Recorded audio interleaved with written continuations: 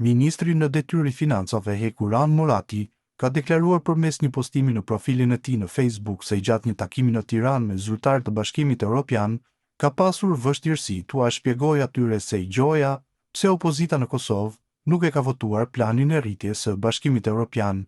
Kjo deklarat ka nxitur reagimin e ish-deputetes së LDK-s, Doar Sakica Xhelili, e cila pyeti nëse ai u kujtoi zyrtarëve të BE-s një sër veprimesh bllokuese të qëllimshme dhe shkeljesh kushtetuese nga vetvendosja.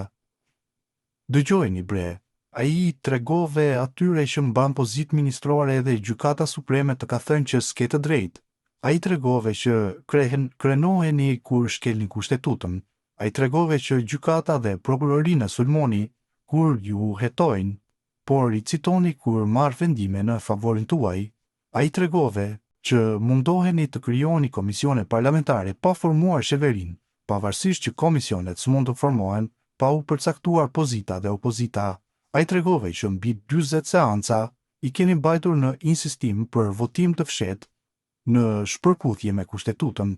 Ai tregove që 8 muaj keni insistuar që keni numrat për tu dëshmuar 2 herë që nuk i keni.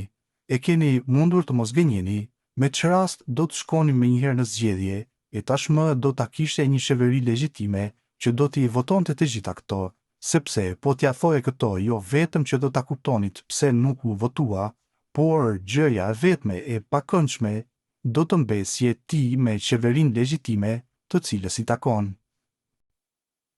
Legjislatura 9 e Kuvendit të Kosovës, e cila u shpërnda 2 ditë më parë, i ka kustuar buxhetit të shtetit rreth 2 milion euro vetëm për para të deputetëve dhe stafit të tyre politik, pavarësisht se ligjvënësit nuk nxorën as edhe një vendim nga prilli deri në shpërndarje.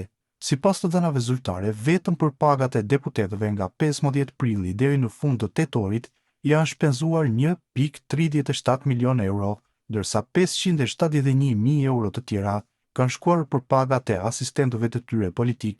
Gjatë kësaj periudhe, legjislatura e shpërndarë ka mbajtur vetëm një seancë konstituive, 2 seanca për zgjedhjen e qeverisë dhe një seancë të jashtëzakonshme. Në asnjërin nga to nuk është miratuar ndonjë vendim. Megjithatë, deputetët do të marrin pagë edhe për 20 ditët e mbetura të nëntorit, shpenzim që ende figuron në raportin financiar të Kuvendit, raporton RTK-ja.